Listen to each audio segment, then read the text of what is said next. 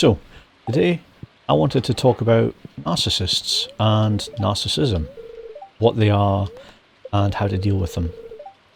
But before we get into that, I think it might be a good idea to tell you the story of Narcissus. Now, if you go back to ancient Greece, there was this guy called Narcissist, and he was a looks maxer.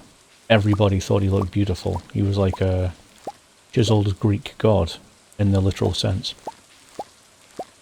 The problem was, he loved himself more than he could ever love anyone else. Never find anybody that was high enough for his standards. So, what happened with Narcissus is that he was walking along one day, beside the river, and he saw his own reflection, and for the first time ever, he fell in love with himself. And what he did was he laid down by the river and kept watching his own reflection. And it got to the point where he was starving and didn't sleep, and then eventually he got so close to the river, so close to the reflection, that he drowned. Very Greek tragedy there. But this leads us to what a narcissist is. It's the type of personality where they just love themselves, prioritize themselves, and they really can't accept other people's advice. Like, some people have got bad self-esteem, a lot of people actually. Some people have good self-esteem, they see themselves in high regard. Narcissist is when you go to the extreme where it's too much self-esteem, to the point where it hurts themselves. And you could say they've got an inflated self-image, but they think they're better looking, they're smarter, they're more important. And apparently, well, according to the statistics, this actually affects 1 or 2% of the world's population. Although, if you look at the different cultures, I think it's more pronounced in Western cultures, like American or British, because it's more focused on the individual. But if you go to like South, or even East Asian countries, China, Japan, South Korea, for example, there's more focus on the community or following the rules instead of focusing on the individual, on the self. Now, there's two types of narcissists that categorized in psychology textbooks. The first one is the grandiose narcissist. That's the Donald Trump type, who has like really good self-image, and they want to be the star of the show, they want to dominate the conversation, and they want to seek attention. The real classic extroverts pushed to the extreme. Now the other type, oh, red mushroom.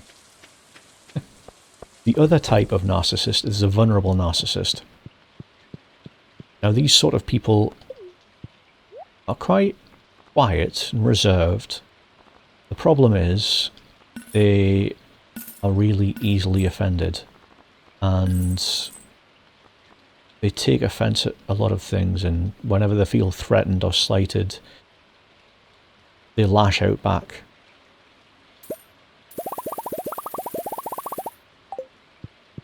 And it's difficult to deal with these sort of people. You can have a bit of both. It's not just one or the other. It's like ice cream. You can have chocolate and vanilla. You don't have to choose one type of flavour.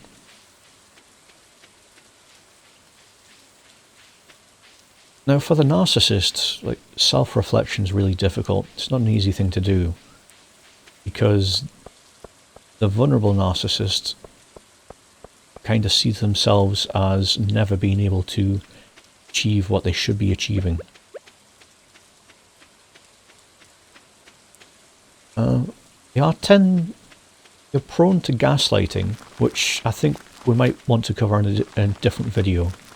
Gaslighting is a whole topic for a whole other conversation here.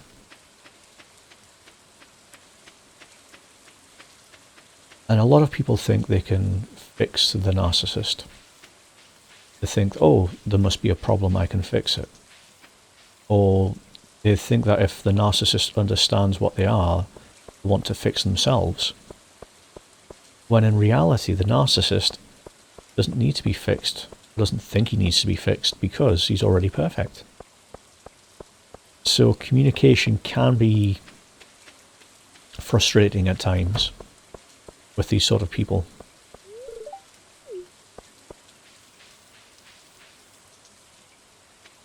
Now that we've got an idea of what a narcissist is and the different types of narcissists, it might be a good idea to try and figure out how to quote-unquote deal with a narcissist.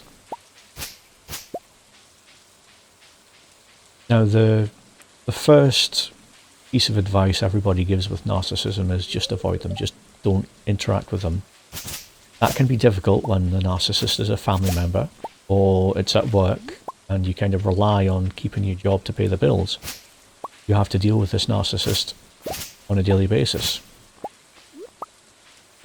One of the things I've found that works, and this is from personal experience, with a narcissist, they always want to take advantage of you.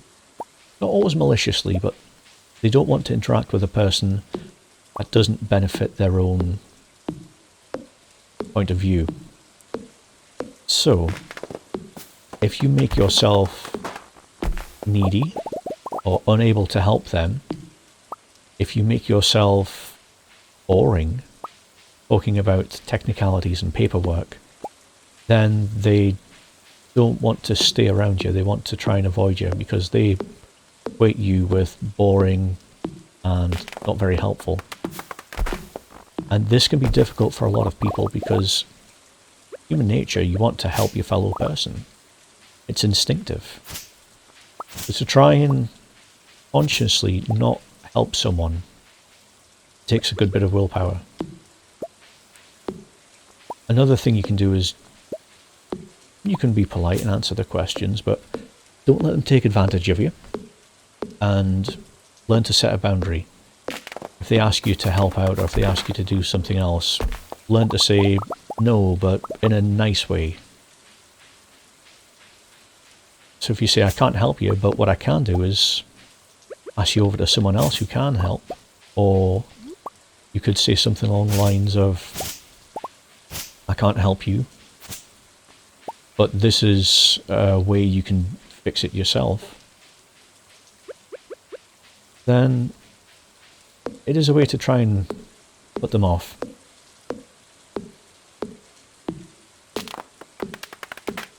There's a phrase, I think it's stonewalling or greywalling. Basically means not giving them any emotions to latch onto. Because as soon as you give them an opportunity to interact with you, and if they need you to help with something, they'll ask you. But they won't care if you are able to do it or not, because narcissists tend to disrespect other people's boundaries. So setting those boundaries can be a difficult task, but it doesn't mean you shouldn't try and do it. Now, if the narcissist is a loved one and you want to try and help them, one thing to keep in mind is that when you try and engage with them emotionally, sometimes they'll fake empathy, and this can be extremely draining and exhausting for a narcissist. It takes a lot of energy for them to try and pretend to care.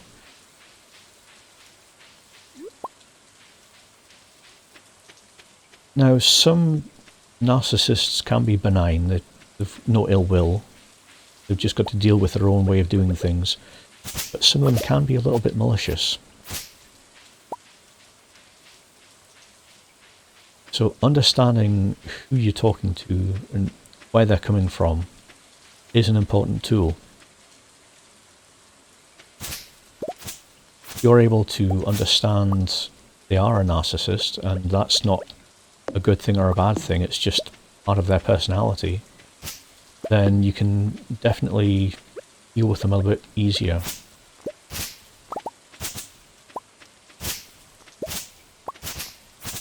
Thing is, the narcissist if they perceive you as trying to change them or attack them or tell them they're wrong, they see it as a threat.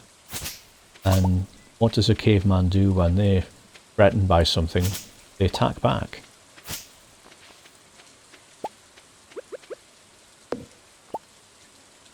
So it's not always a good idea to go on the offensive and try and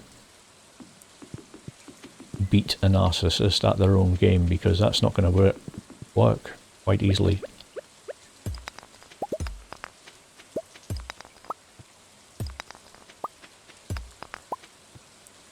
Some narcissists have like I'm going to use this framework from a book called Surrounded by Idiots, but the book itself does have some criticism, but I think it's a good example or a good way to try and frame this. So the narcissist has a red personality, and what that means is that they're very direct to the point, and they don't want, or they don't care about how things are done. They just want the job finished. They want the job done. And if you're able to help them do that, then that's great. But if your personality is more blue, like more logical, and you try and figure out how things are done, how the mechanics are done, then that puts them off. Also, if you've got more of a green personality and you're more reserved and quiet, I can definitely put them. I think that's enough for today. I think the next video we're going to do is about motivation, and I'll catch you in that next one. Bye.